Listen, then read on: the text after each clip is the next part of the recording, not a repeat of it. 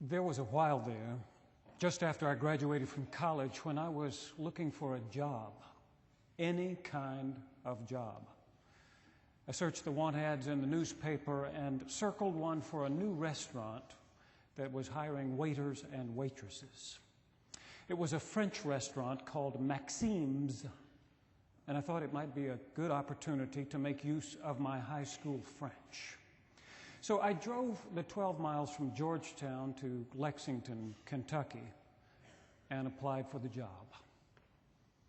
The owners were two Egyptian brothers who had closed down their old restaurant, La Casbah, to open this one. That should have been a clue, but I needed a job and they seemed just as desperate as I was. They asked me if I could start the next day. I ended up in 2 weeks training along with the rest of the new wait staff. There was a guy from West Virginia who sounded like he was from West Virginia. There was a young woman from Poland whose husband had just begun graduate studies at the university. There was a gum-popping platinum blonde who looked like she had just come in off the night shift at the truck stop. And there was one authentic Frenchman who was also flamboyantly gay. The five of us got started and got to know each other and got to know the ways of that new restaurant. The owners wanted us to set the tables in a particular way, which we learned how to do. They wanted us to greet the guests as they arrived and take them to their tables and explain the different items on the menu.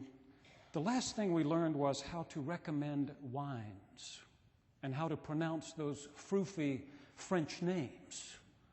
Cabernet, Beaujolais, Pouilly, Fuissé.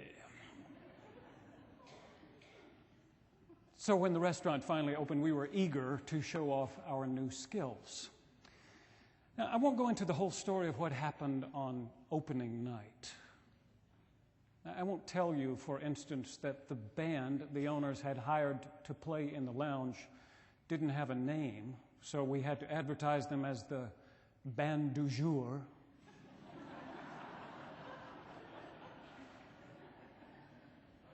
I won't tell you that my friend Julie, who had agreed to serve as hostess for the evening and who showed up in an elegant black evening gown speaking perfect French, left in tears before 9 o'clock that night.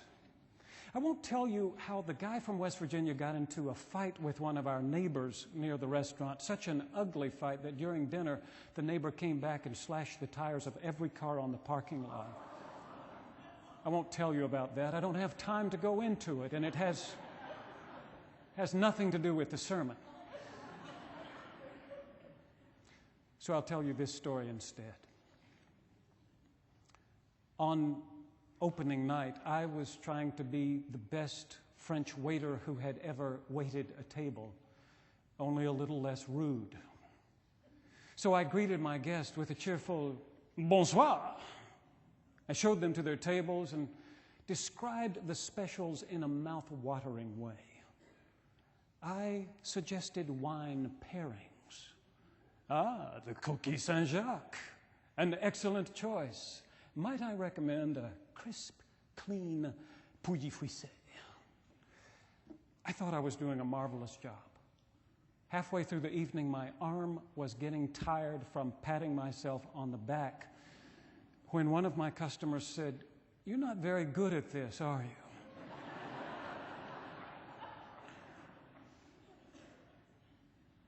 He was sitting at a table by himself and probably was the restaurant critic for the Lexington Herald-Leader, something that crossed my mind only in that moment. I said, "What? I mean, pardon?" He said, "You're not very good at this." He said, I don't even have a fork. How am I supposed to eat my dinner without a fork? You've been prancing around from table to table practicing your French, but you haven't been paying attention to your job."